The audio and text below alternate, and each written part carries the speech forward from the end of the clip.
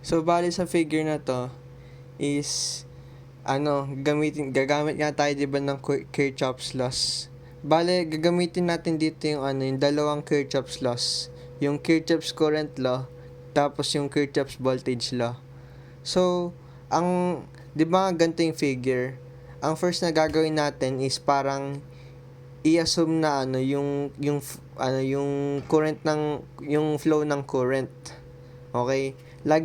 Kasi ganito yung basta pag ganito lagi naman ganito binibigay ni Sir, 'di ba? So, lagi mong i-assume na na nandito yung current, na pag ganyan yung current. Tapos lumalabas dito sa gitna. I1, I2, tapos I3. So, lagi mong i-assume na ganyan yung current. Ganyan yung current. Kahit may parang kahit may parang, 'di ba, sa figure, kumare may parang pag may given dito na kumare IX, kumare ganyan, tapos hanapin yan, tapos parang siguro hanapin find IX. I-ignore mo lang yan. I-assume mo lang na may current dito, na yung dalawang current dito pumapasok dito sa point na to, tapos lumalabas dito sa gitna. So, bale, gagawin mo muna natin is yung Kirchhoff's current law. Yung Kirchhoff's current law. So, bale, current entering is equals to current leaving. Leaving yan. Inang sulat. Leaving yan. So, bale yung current entering the point. Ano yung nag-enter na point? Na current na nag-enter sa point? Yung I1 tsaka yung I2. So, bale, I1 plus I2 is equals to, yung current leaving is yung I3. Lumalabas siya dun sa point na yun. Is I3. But yun yung first equation. Okay? Tapos, sa IVL naman, bale, dalawa yung magiging natin dito. Dalawa magiging KVL natin kasi dalawa yung loops. Ma-apply mo lang yung na to, yung na to sa figure na to, yung Kirchhoff's law sa figure na to. So, bale yung KVL naman tayo, gawa tayo ng KVL sa loop 1. Ito yung loop 1. Ang naman, voltage rise is equals to voltage drop. Yung voltage rise is yung mga voltage source. Except dito. Basta, joke lang, mali pa yung voltage rise yung definition ko dun. Yung mga voltage rise yung nagpapataas nga ng voltage. Kasi, parang sila yung nagbibigay ng voltage sa circuit. Isipin mo yung mga ganito, plus, di ba nga yung mga ganyan, plus, minus, minus, minus, minus. Okay. So, bale, parang pag ganyan siya, ganyan yung niya, yung loop niya, di ba? Parang pag ganyan, tas ganyan yung gitna niya. Okay. So, yung voltage sa loop 1 is parang, di ba, pataas ngayon, pataas yung dinadaanan ng current dito sa 3 volts. Bali, lalagay natin sa voltage rise 3. Tapos, pababa naman, di ba, plus, tas hanggang to minus, plus to minus. Di ba, plus to minus. So, bali, yung 2 volts is equals to, sa voltage drop yan. Sa voltage drop natin ilalagay yan. Bali, is equals to 2. Okay. Tapos, yung 4 ohms naman, kasi yung mga resistors, laging voltage drop yan. Laging voltage drop yung mga resistors. Plus, minus, laging yung flow ng current laging sa voltage drop yan. Bali pa, lagi pa ganyan yan. Kung saan dumadaan yung current, laging yung voltage na yan, basta lagi silang voltage drop. Bale, ito, plus 4, tapos plus 5. Ayan, bali yan ni Ay, wait lang. Kasi nga resistor sila, 'di ba? 4 ohms sila. Bali 4 ano, kung hanapin mo uli yung ano, yung Ohm's law, bali V is equals to IR, 'di ba? So bale R sila, 'di ba? So eto magiging yung 4 ohms which is I3. Kasi I3 yung dumadali dito sa 4 ohms. I3. So bali I3. So 4I3. Kasi nga para maging voltage yan kasi kailangan voltage, 'di ba? Voltage tas voltage drop. Ayan. Kukunin natin yung voltage drop ng ano, ng 4 ohms. 4I3 tapos 5 which is yung dumadaan sa na current dito sa 5 which is yung I1. I1 I1 I1 yan. Kasi nga dito yan. Bale 5I1. Bale yan yan. Yan yung second equation mo. Second equation mo. Tapos dun sa loop 2 naman, which is, ito yung loop 2. Loop 2. Ito naman tayo. I2 naman tayo sa I2. Ang dumaan naman sa ano, sa 1 volt. Kasi tumaas ng 1 volt. Ayan, no? Tumaas ng 1 volt. Para ilalagay natin sa voltage rise. Tapos, dumaan siya dito sa voltage source na to. Pero yung voltage source na to, pinababa yung voltage. Kasi plus to minus. Plus to minus. Gumana, no? So, bale, voltage drop siya. Voltage drop siya. Plus, kasi nga, dumaan siya uli sa, ano, sa resistor. Plus to minus. Bale, 4 ohms. Pero 4 ohms siya, kailangan natin kunin yung voltage drop ng ano na yun, which is yung VI, ano, para makuha, 4I3 plus. Tapos yung dito naman, kung kunin natin yung voltage drop ng 6 ohms.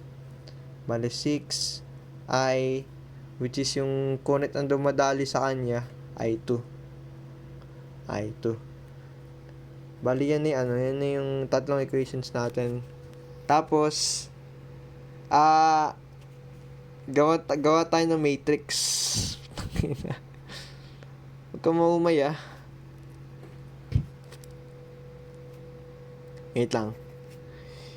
Yung I1, yung first equation, pwede nating isulat yan as I1 plus I2 minus I3 is equals to 0.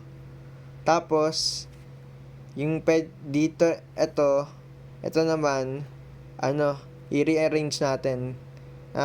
Bali maging 5I1 plus, wala siyang I2, yung second equation, plus 0, plus 4I3. 4I3. Tapos, yung 2, pwede mong ilipat. Bale, 3 minus 2 is equals to 1. Rearrange lang natin. So, yung third equation naman is, wala siyang I1. Walang I1 yung third equation. So, 0 natin to. Plus, yung may 6I2 siya. So, 6I2. Tapos, yung may 4I3 siya. Plus 4I3. Is equals to, tapos, ilipat natin yung 2, negative 1 minus 2. Hindi negative 1.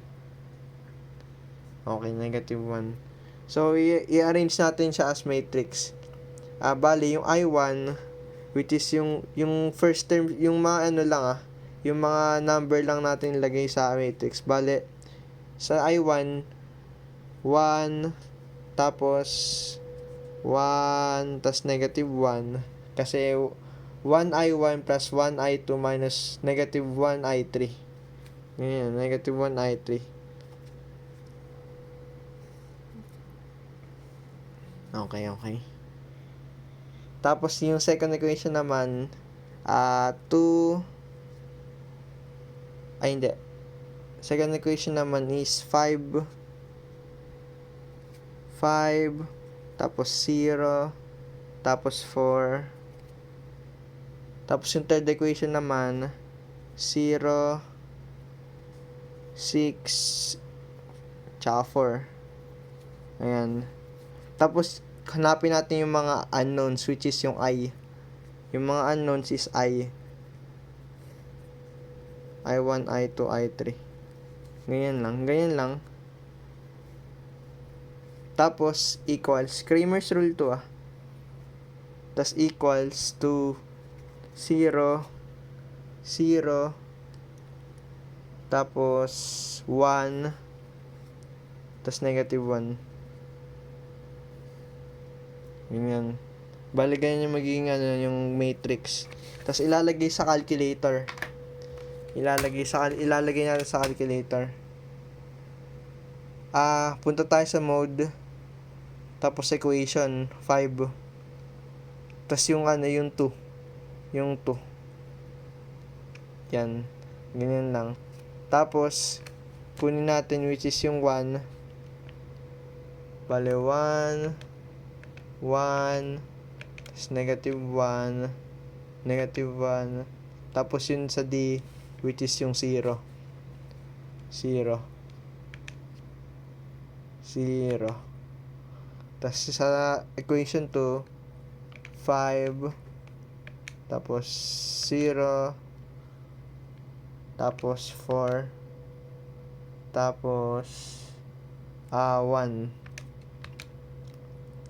Tapos dito 0, tapos 6, tapos 4, tapos negative 1. Ayan. Yan yung equals na natin. Yung X, yun yung I1. Tapos yung Y, yun yung I2. Tapos yung 3, yun yung I3. Yung Z pala, yun yung I3. Bali, X is equals to, I1 is equals to 0.189. Tapos, amperes.